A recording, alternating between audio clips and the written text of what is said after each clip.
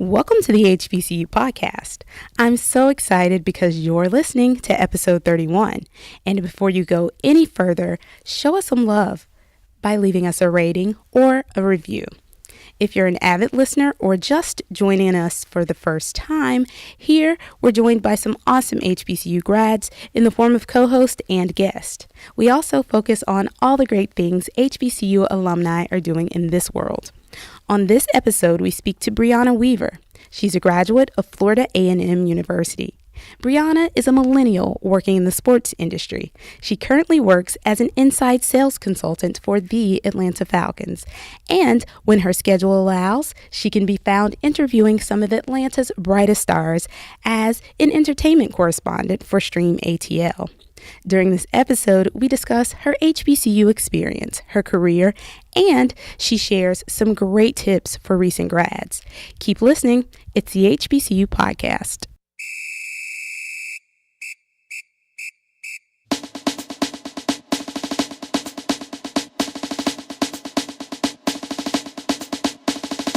Hey everyone, my name is Brianna Weaver, and I'm a fall 2016 graduate of Florida A&M University. Awesome.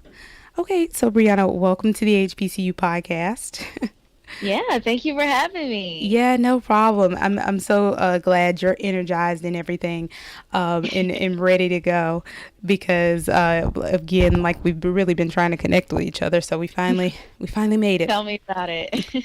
So yeah, we're gonna start off the podcast just chit-chatting a little bit about you so that we can get to know you a little bit better. So tell everybody where you're from, where you grew up, what's your story?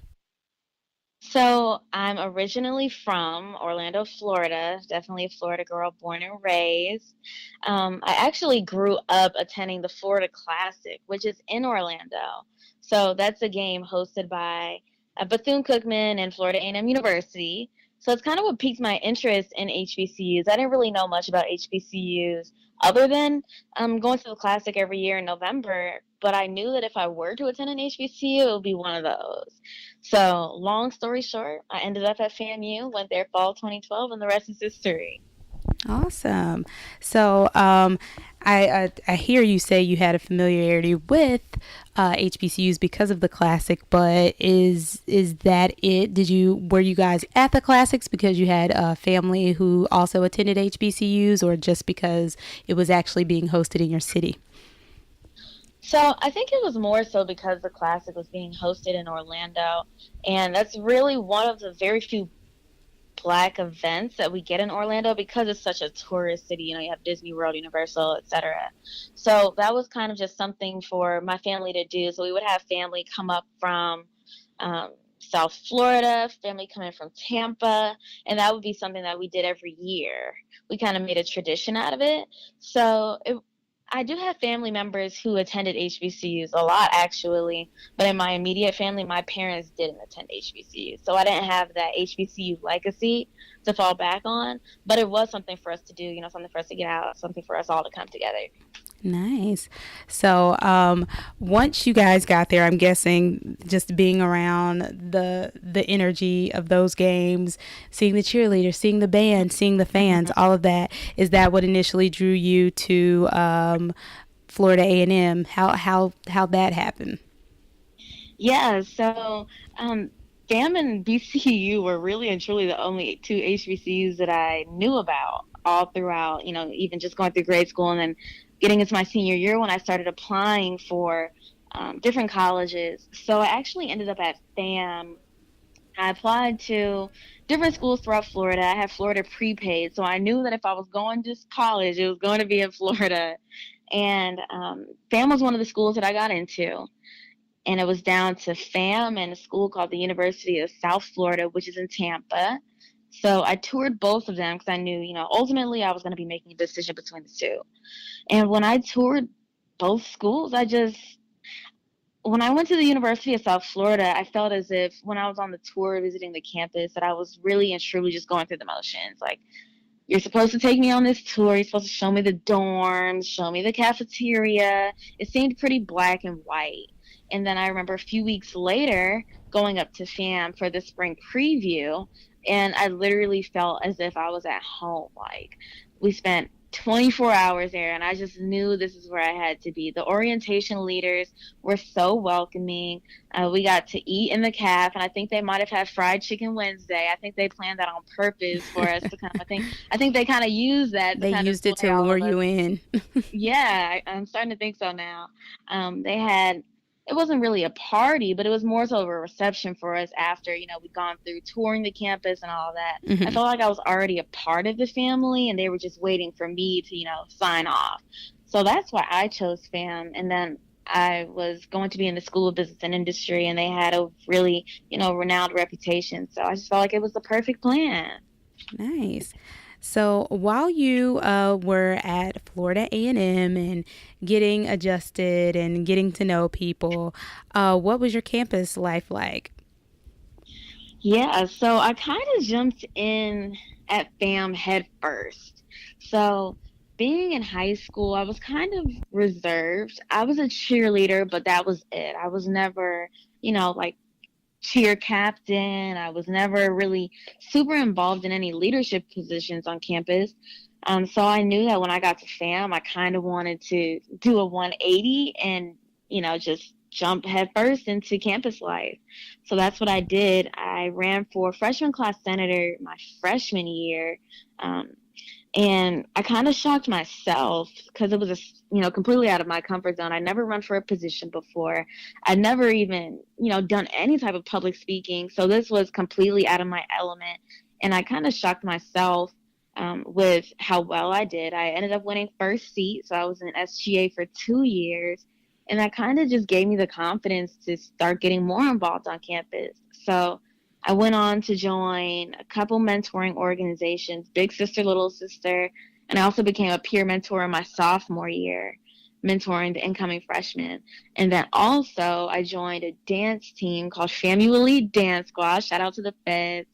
And, that really boosted my confidence as well because I've never been a performer. I started off in ballet when I was younger, maybe 3, 4, 5, but that was it. So that was another step outside of my comfort zone. And then I eventually started getting more involved in the School of Business and ultimately going on to do campus radio station. So that was broadcasted throughout Tallahassee. And that was me just, going off on a limb again. Right. And Yeah. Talk a little bit more about that because I think you mentioned you were a business major. So how'd you have an interest in radio and everything? I guess related to broadcasting, journalism, all of yeah, that. Yeah, so when I got to FAM, I did major in business, but I had no idea like what my career was going to be. I was kind of just going through the motions, and my parents kind of swayed me too, unfortunately, to choose business as my major. So with that, like I said, I was just going through the motions, and then I ended up getting an internship with CNN and ad sales, and that was off of just pure luck. I think I got that the last week before the semester ended for the summer, and yeah, I went through the internship, and I was like, wow, there's so much here in the media and in the entertainment business that people don't see. Like you see the anchors, you see all of that, but there's so much that goes on behind the scenes. And it really just piqued my interest in learning more about the industry altogether. So even though I was in the School of Business, SBI, I spent a lot of my spare time over in the School of Journalism. And I started with just getting involved in like the PR organizations that they had. And then I was like, well, I think I like talking to people. I like interacting with people. Why not try to Mm-hmm. get on the radio? So I went through, the formal motions of trying out and auditioning. And mind you, all this was new to me. I had no idea how to work a soundboard. I'm And sure the competition was pretty steep because FAMU has, a really great broadcast program. yeah, they have a really great broadcast program. And I remember when I went to the interest meeting for 90.5, we had to go around and introduce ourselves in the auditorium. And I was the only person who wasn't majoring in broadcast journalism. I was like, okay, so now I really have to perform. So yeah, I ended up, um, they were a little slower with the selection process. Like we turned in our audition tapes, and we hadn't heard anything back. Weeks were going by, So I just went and I asked. I was like, hey, I haven't heard anything, but I'm still open to opportunities. So they had a headline news reporter position, and every Monday you would do FAMU headlines, and they alternated every week, boy, girl. And that's the opportunity that opened up for me. I was in my last semester of college when I started. It was 90.5. So I got to do it maybe 3 weeks before I graduated, and they finally told me that I got a position on the station. And at that point, it was almost too little too late, because I was graduating in a few weeks, and it just didn't make sense at the time. But I Right. knew that, if I could do that, then the possibilities were endless. And I just had to keep that drive, keep that ambition, and just carry that on after I graduated. So Yeah, that's that's kind of how that awesome. started. Well, I see here that you kind of kept it, moving even after, well, probably while you were still there. You also interned with BET, and you also did had an internship opportunity with Viacom. So, how did those internship opportunities come about, and what led you to, go ahead and take part in those, even though you'd had an internship in ad sales with CNN, which was more, geared towards the major that you actually had in college? Yeah. So the BET internship really just came about from me opening my mouth. I remember it was the first day of the spring semester, and we were going around the classroom. Everyone had to introduce themselves and tell what they were interested in post grad. And there was a girl, I remember her name was Crystal Glover, and she said that she would be working with BET after she graduated. And I was like, oh my gosh, I need to talk to her. So I think I was scared to talk to her, but I ended up talking to her, telling her my background, my interests, and she gave me the contact information of Stephen Hill, who was the president of programming at BET at the time. And I reached out, and as busy as he was, he responded, and just kind of pulled a few strings for me, and I had an interview, and I just really spent a lot of time preparing for that interview. And marketing was what my internship was in with BET, and it still falls under that same business umbrella. And I ended up loving that. Like, that really piqued my interest in hardcore entertainment, because with CNN, it's news, like it's hard news. So, it's reporting, talking about politics, talking about current events, whereas entertainment is more so pop culture, talking about artists, Yeah. actors, etc. Well, So CNN it, is kind of, now turning into yeah, that kind of news, but once upon right. a time they were hard news. Yeah. So it was two very, very different experiences. Like with this one, I got so much more hands-on experience, and I felt like I was really doing what it was that I wanted to do. And I knew then that entertainment was my calling. And I always knew that I wanted to stay on the entertainment side of business, but I also still love like doing interviews, talking to people, like still being on air. So I knew that that was something that I still wanted to carry over into my career, but I always knew that I would be on the business side of the business. Nice. Now, you're a pretty recent grad, having, maybe not been out of school even 2 years now. Yeah, I'm Almost, almost two about a years, year right? and a half out. I'm getting up there. I'm getting old. But I guess this is a really great question to ask you, especially as a young alum.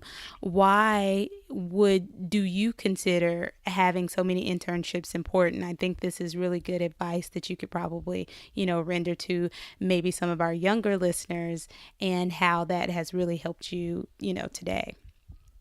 Yeah, so internships are so, so, so important. Just getting that hands-on experience and having something to talk about and get your feet wet is very, very important. But I think the great thing about internships is the fact that you get to, try different things out. You get to find out what you like and what you don't like, because Mm-hmm. it's not, even though it is start of your career, it's not the start of your career, it's temporary. So if you intern in finance and find out you don't like finance, you know then that you don't want to pursue a career in finance. I think that's the glory of having internships, is you don't know what you like or don't like until you try it.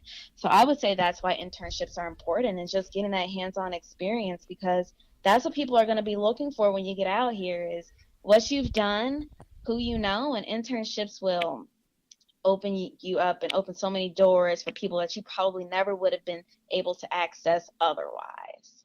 So that's why I think internships are super important for college students.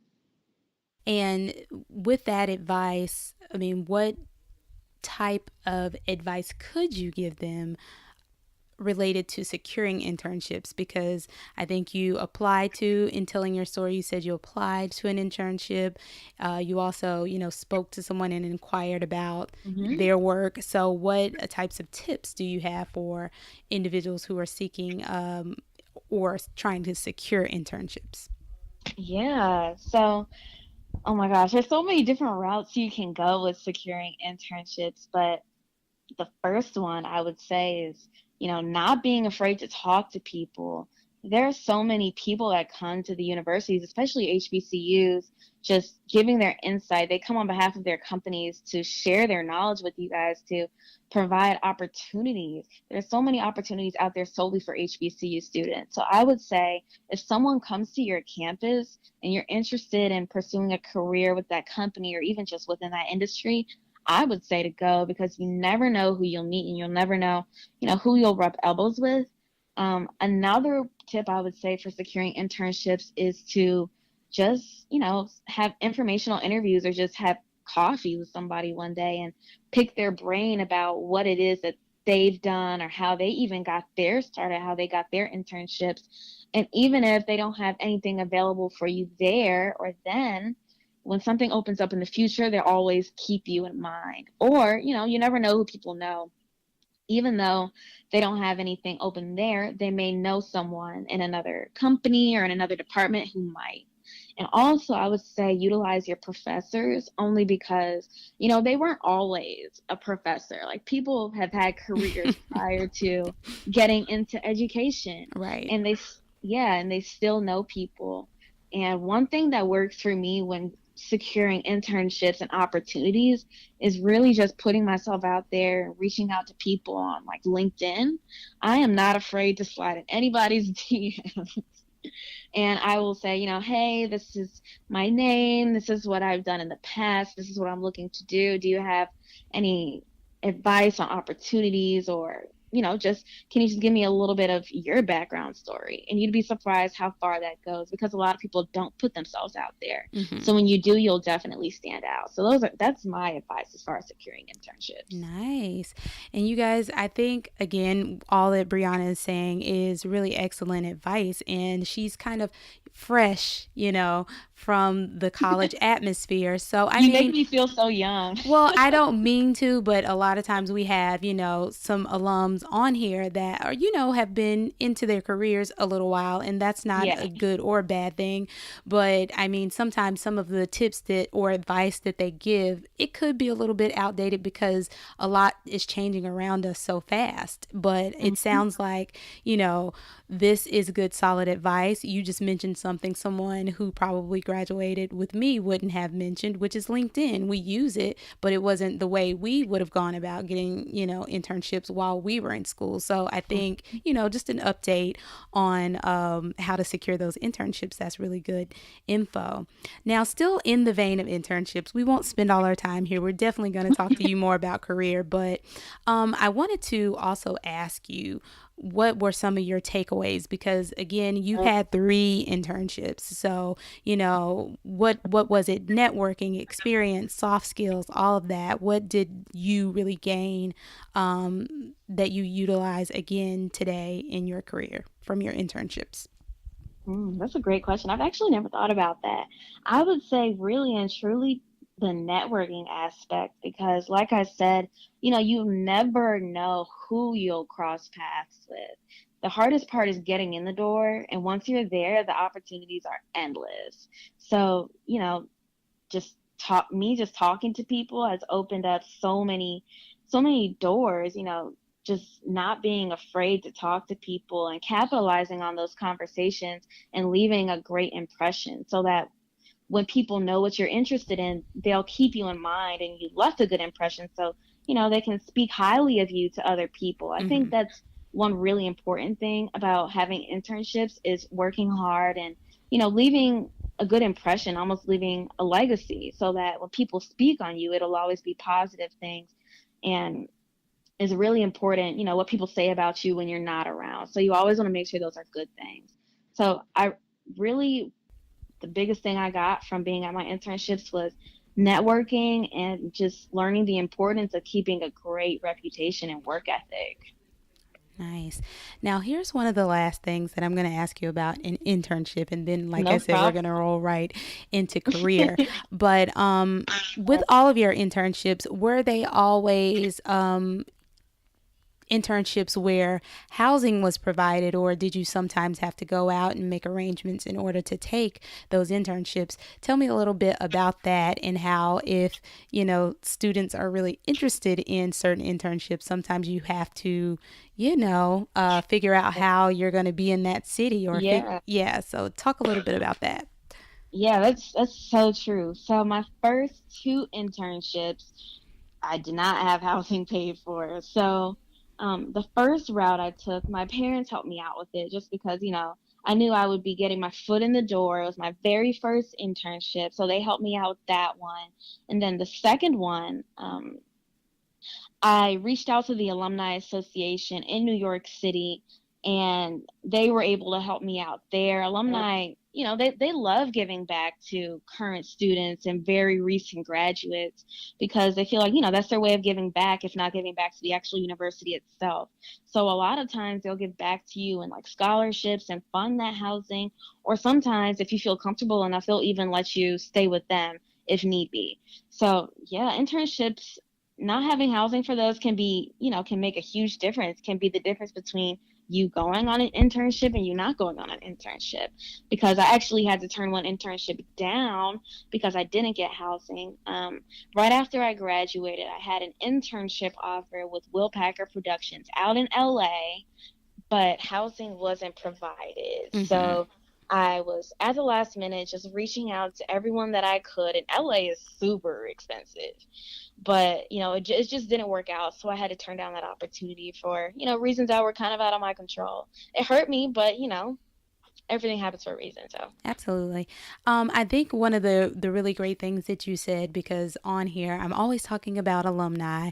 Of course, I do a lot with our alumni association, but I think mhm. one of the things that's important to keep in mind too is relationships and building those relationships with alumni prior to becoming alumni, because Right. what we see a lot is like, you haven't heard of us, or you don't reach back out to us when we reach out to you, and then Mhm. sometimes when people need things is when they like come hunting down the president's phone number and everything. So I think it's important, be involved with your pre-alumni council, because Yeah. that's like the start of really good relationship building and really good connections, because some schools, depending on how large they are, have associations on the West Coast.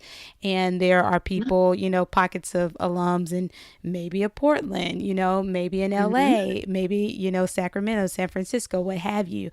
So if you are, a student and you're looking for internships, or you're just looking for opportunities after graduation, start connecting with your alumni association prior to you getting out, because that right there, that's the key. Yeah, that's something that I wish I'd have been more involved with while I was on campus, is the National Alumni Association, because we did have a student chapter at my school, Hmm. but I wasn't involved with it, and that definitely would have probably helped me out with that internship that I didn't get to take. So, Yeah.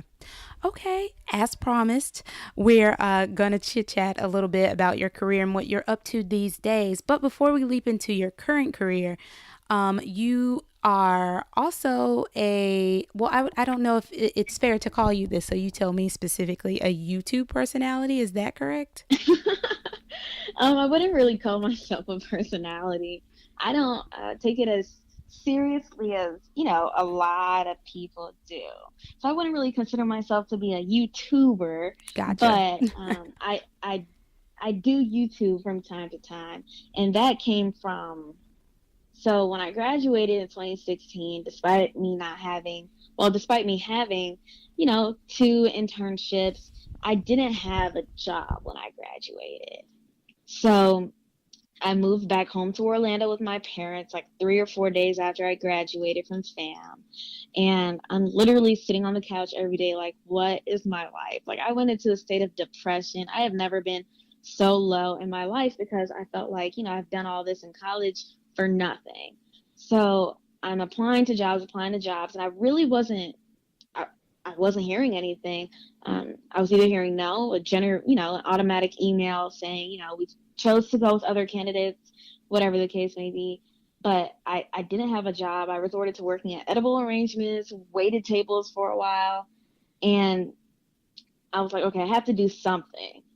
So I started a YouTube channel, and I just started covering random events that would come to Orlando just to keep myself busy, keep myself occupied, and still do something that I was interested in. And with that, I just started, like I said, covering different events, making different videos, like how to land an internship in the entertainment industry. My first red carpet I did on my YouTube channel. And that really just came from me creating an opportunity for myself. So now I don't really have as much time to commit to my YouTube channel. I wish I did. But it kind of just started as me, just looking for something to do, just trying to get my feet wet again, and etc. Nice. So yeah, I asked you about that because I knew that you had, an interest in doing correspondent work, entertainment correspondent work. And so that was a way for you to continue to do that by utilizing YouTube. So again, I bring that up because, again, I was a broadcast journalist major when I was Oh, at Claflin wow. too. Ironic. Right. But the thing is, I keep drawing a comparison because I want everyone to know out there you can really take the bull by the horns these days and start and do what you want to do. When I was graduating, you had to, get someone to pull you together some sort of reel. And of course, it was on CDs and, all this jazz and, Oh, no, not CDs. CDs, DVDs, get it, submitted. And then also all of the stuff that we have, now everybody didn't have a laptop that had maybe iMovie, but I say all of that to say that that's really awesome because sometimes you can just really create opportunities for yourself with all the technology that exists right now. Yeah, Yeah. yeah.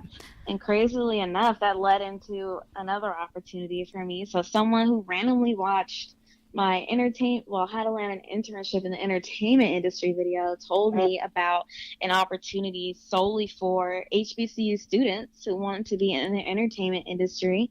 It was out in LA for the summer. And you get free housing. So that took care of the first problem that I had when I was trying to get back out to LA. And from there, everything kind of the pieces of the puzzle just started to fit together finally. Patience. Yes. I guess they call it trusting the process. Right. Another good way to put it. So you've had quite a few internships in various areas, various companies, but this is your first career. Right now you're in your kind of like first career position with the Yeah. Atlanta Falcons as an inside sales rep. So what led you there? What was that journey like? Really and truly, this opportunity came from me, like I said before, just reaching out to people on LinkedIn. Every once in a while, I would just go on LinkedIn and DM a bunch of people.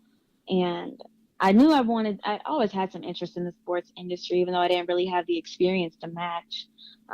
And then I reached out to someone. He was like, we're not hiring right now, but check back in February and we will be. And I was like, okay, that's like 4 months from now. But I was patient and, it happened to work out where I was still searching for a job at that time.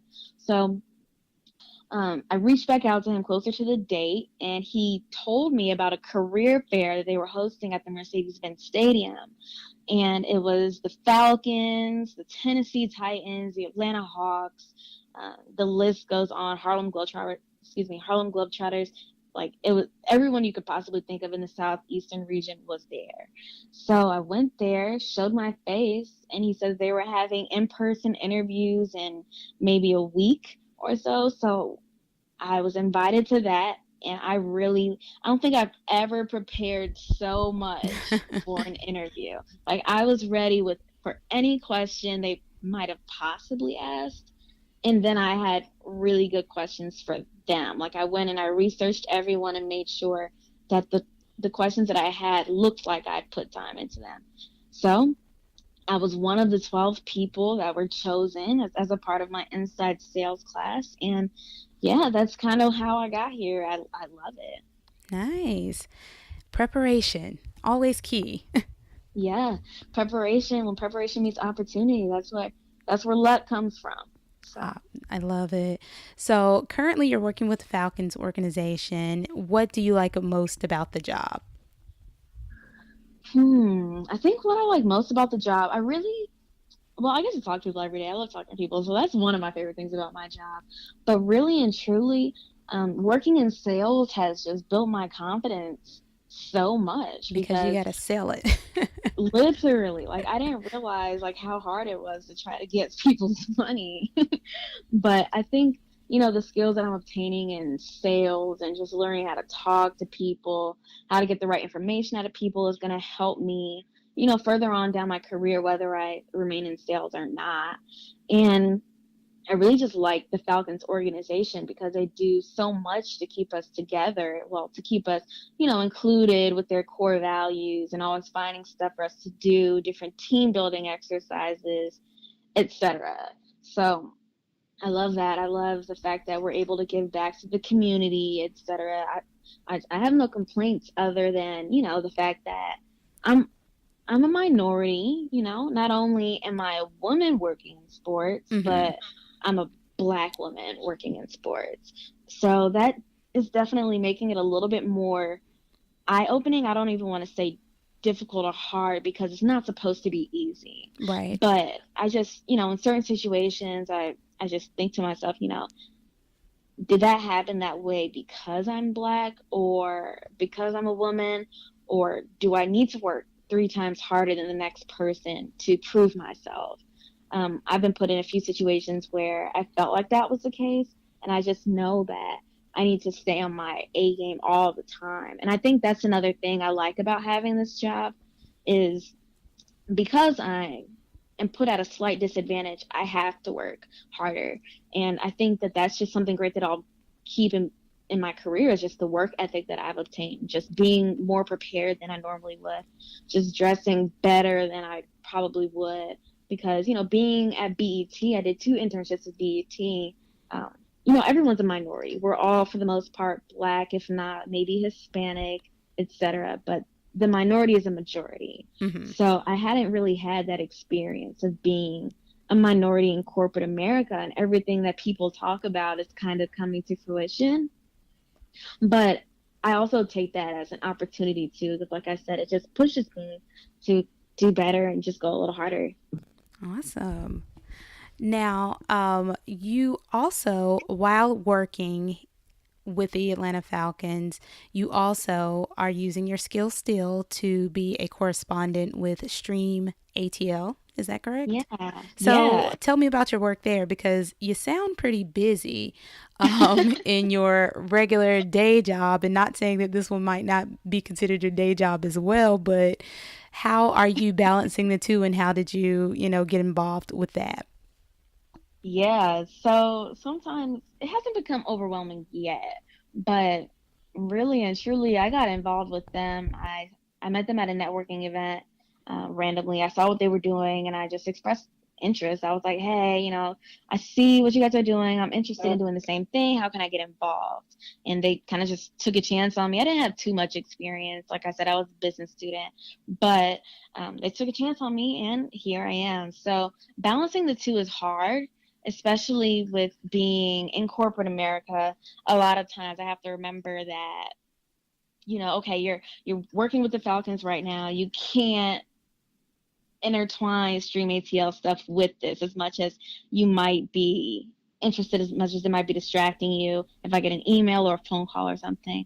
But yeah, balancing the two, it's been a lot of fun. I feel like I live two separate lives, but it's a lot of fun. I keep myself busy. I'm doing what I want to do. So this is the best I've felt since I've graduated from college. So I'm kind of just embracing it and going along for the ride. Yeah, riding the wave. Yeah. And I think the best thing about the opportunity that I have with Stream ATL is that it gives me access to a lot of people. Hmm. And when I say that, I don't mean like celebrities or whatever the case may be. It gives me access to publicists, producers, etc. So I learn a The lot from movers being. and shakers in the background. Yeah, so I learn a lot from being in these scenarios and these situations at these events to one day, when I start my own, whether it's a channel or whatever the case may be, I kind of have an idea of how to move, how to navigate. So that's one great thing that's come from me working with an outlet. Nice. So, with the outlet, you're considered, I guess, one of the correspondents, correct? Right? And in your opinion, what are some of the misconceptions? Because I see, as you mentioned before, and in your bio, you have had access to, celebrities, entertainers, athletes, actors. But what are some of the misconceptions associated with being an entertainment correspondent? Because a lot of people regard that as easy work, and I don't know if it's as easy as it looks. Yeah, so I don't think it's easy work at all, especially if you're doing it on behalf of yourself, because you have to, at that point, find your own opportunity. So if it's somebody who's working as an entrepreneur, I don't think it's easy at all. And then, having good questions to ask when you get in front of these people is also another thing, because there are a million girls out here who do the same thing, and they all may be beautiful women, but what's going to make you stand out? What's going to take you to the next level? And I think a really, really common misconception, probably the biggest with working in the entertainment industry and, just being completely frank, is the fact that you have to do whatever it takes to make it, quote unquote. And I don't think it is that. I think that, your work ethic will prove itself. And like I said, just being in those situations, those scenarios, and just learning the game and learning how to navigate will really take you to the next level. But I don't think it's easy work at all. I mean, for me, it's more so a side hustle. So, Yeah, I say some people regard it as easy work because when it's all said and done, everybody makes it look so easy. Like, hi, what are you wearing today? Blah, blah, blah. But they don't show you all of the other people that are on the carpet with you, and they don't show you if you were probably the last outlet to, oh, yeah. talk to someone, So, so. so with my very first carpet that I did, oh my gosh, that actually hits home, because my very first carpet that I did, it was all eyes on me red carpet. And I showed up and I was like, hey, my name's Brianna. I think I'm supposed to be here. And they were like, okay, yeah, your name is all the way down there. So I was literally maybe one of the last five people on this Mm. carpet. Oh no. And yeah, of course, nobody would know that, but it was the honest truth. And by the time a lot of the talent and the attendees, by the time they got down to me, they weren't interested in doing interviews anymore. They'd gotten to the TMZs, the Entertainment Tonights, etc.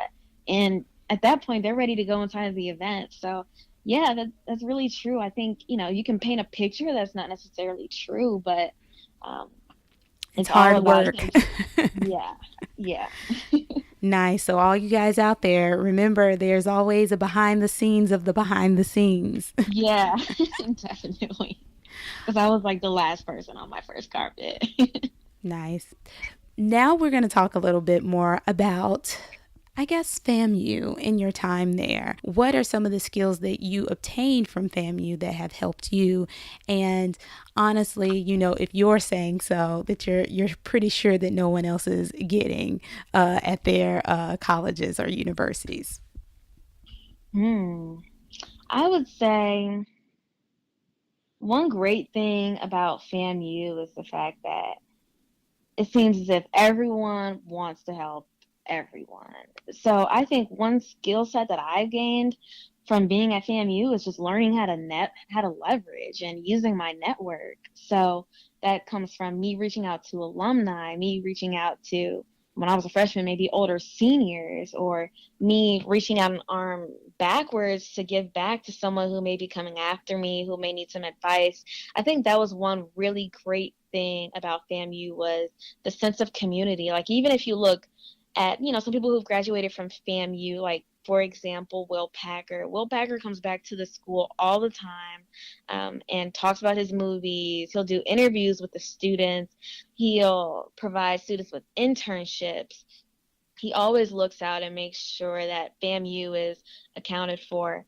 Another thing I think I really gained at FAMU was just a sense of confidence, really and truly. Being in the School of Business, especially, they always pushed us outside of our comfort zone. They always made us, and we hated it at the time, but they always made us stand up and introduce ourselves. And then we had to ask questions all the time in forum and reception and close up. And we had to use a certain format.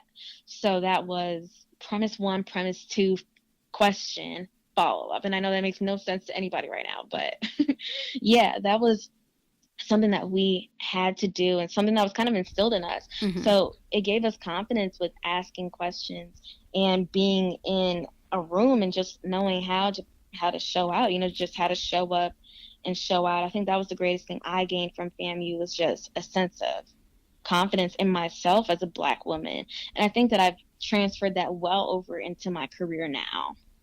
Nice. Now, still talking about FAMU and your time being there, what are some of your favorite memories, whether that has to do with, your freshman year, your sophomore year, or homecoming? What is something that really stands out about FAM in your mind? Yeah, I think my fondest memory at FAMU, even though FAMU is a great school, we definitely know how to turn up. That is for sure. So I think that one of my favorite memories from FAMU, they threw a party for everything. So it was my freshman year, and I remember being in, I think it was Gaither Gym, and they held a party for Obama. It was the night of his election back in, what was that, like 2012? Well, Yeah. probably the second time. Yeah. Yeah. The second time he ran. So that was in 2012. I remember that night. Everyone had on their Obama shirts. They made shirts and gave them out. Family was always good with that, like for special events, just giving, paraphernalia out. It was like the whole school came together despite what differences you had with individuals or whether this organization didn't like this organization. We all came together and we were all like really anticipating the election. I remember seeing it up on the screen. I don't remember off the top of my head who he was running against, but I remember DJ Lewis Kid, who's a campus DJ, playing all this music to get us all excited. And then Obama won, and I remember that the gymnasium literally almost shaking. I think that is one of my fondest memories of FAMU, because it was like, I've never seen so many people come together for something, because everybody has their differences. Everybody, Mm-hmm. Argues, but it seemed like we were all a family at that point because we come together for the greater good. Awesome. Such a good memory. Yeah. And it's so long ago, too. Oh, my gosh. I can't believe I remember that. Okay, so still in the vein of HBCUs and, your time at FAM and all of your good memories, you talked a little bit earlier about, wishing that you'd gotten involved with the Alumni Association while you were a student. But let's talk a little bit about you being involved with FAMU's Alumni Association now that you're an alum. What does giving look like to you? Giving back to FAM look like for you? Yeah, so I'm actually getting involved with Friends of FAM. So Friends of FAM isn't necessarily the FAMU Alumni Association of Atlanta, totally separate. But Friends of FAM, they throw this big event every year. We actually used to have it at FAM. It was called Be Out Day. We used to have it every spring. So they made their own Atlanta version of Be Out Day, and I'm getting involved with that this year. And with that, they bring FAMU alumni and current students together from literally every aspect of life, and they basically throw a big field day. They plan sporting events, contests, etc. And the purpose of Be Out Day is to raise money to give back to incoming FAMU students, so high school seniors in the Atlanta area. Hmm. Last year, I think they raised maybe $100,000 to give to these incoming high school students. Well, excuse me, incoming FAMU students. So I'm getting involved with that this year, and I'm also in the process of planning a day for me to go back to FAMU and speak on behalf of the Falcons. So in the School of Business, we used to have forums where companies will come in and speak to us. We get to ask them questions. So now I'm going to be on the other side of that, which is kind of exciting Nice. because, I know how those students feel. I know how dreadful it is coming into forum, having to ask questions. And I'll get to, speak on behalf of my organization and tell them that I was once in their shoes and this is where I am now. You can do it too. You can do more than me. So Great. I'm sure they'll really be receptive to everything you have to say because now, people have a social media presence, they have ways to reach out to you and really connect with you on on another level, not just like a business card. yeah, that's true too. That's true too. Okay. So, if you could encourage a student to choose an HBCU, and probably FAM, but if not FAM, an HBCU, what would you say? I would say, going to an HBCU is important because when you're at an HBCU, you're a part. Like the professors do so much more to make sure that you succeed. They do so much more to help you. The classes are a lot smaller than being at, your predominantly white institutions, and you can have that relationship with your professor. College is all about building relationships. You're going to need those professors one day for letters of recommendation or whatever the case may be. And being at an HBCU, like I said, one of my favorite things about FAM was that it seemed as if we all inspired each other. So just being in a pool of Black excellence is something that, I really cherished about being at an HBCU. And I would definitely encourage anyone to take that same route for sure. And then also, there are opportunities that are solely for HBCU students. Like I said, my last internship was an HBCU internship. Like all of the students who were in my program were from different HBCUs, Hmm. and that was solely for the entertainment industry. But they have that across the board, like with whatever industry that you're interested in. There's always somebody looking to give back to specifically HBCU students. And no matter which HBCU you choose, you always have your HBCU family. So even though, Bethune and FAMU have a rivalry, when it comes down to it, we're going to stick together. So it's a community bigger than just your school, just your college. You have the whole HBCU community behind you to support you. Nice. That is solid advice. So we're wrapping up because I want to, it's kind of late, even though, the sun is just, now going down. It's still kind of late. But what is coming up for Brianna Weaver that we should be on the lookout for? Yeah, so actually, well, first, my birthday is coming up. Oh, Secondly, yes. yeah, I'll be the big 24K. So I'm definitely looking forward to that in July. However, surrounding my birthday, I do want to do a Woman in Sports panel. I'm in the process of planning that now, so hopefully it'll be held at my job at the stadium, at the Mercedes-Benz Stadium here in Atlanta. And I'm just going to bring a bunch of women across the sports industry here in Atlanta together to kind of share their experiences, encourage each other, and of course, give advice to people Yeah. who may be looking to break into the sports industry. So that's what I have coming up in the immediate future, and I'm super excited for. So that should be mid-July, right around my Very birthday. nice. Yeah, that's going to be awesome. That's a field where a lot of people probably want to break into and want to know, some of the information, some of the keys to success. So hmm I wish you the best of luck, and I'll be on the lookout for that. Well, thank you, thank you. I'm super excited for it. It's my first time planning my own event, so it should be interesting. Nice. I think it'll be great.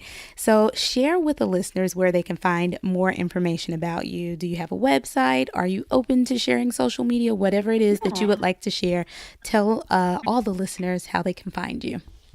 of course, of course. So my Instagram is at Brianna J. Weaver. That's Brianna, the letter J, last name Weaver. And also, I'm not really big on Twitter or Facebook, but if you'd like to check out any of my YouTube videos, you can definitely go check those out as well. It's As Told by Bri.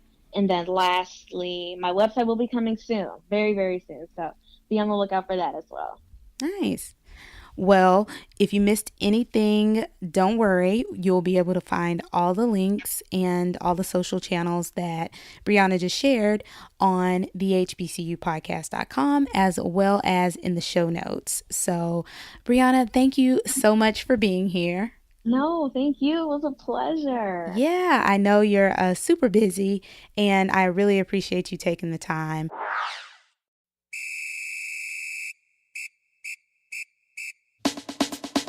Thank you so much for listening to the HBCU podcast. We have so much more HBCU content on the way, so make sure you subscribe to the podcast, rate the podcast, and visit us at thehbcupodcast.com.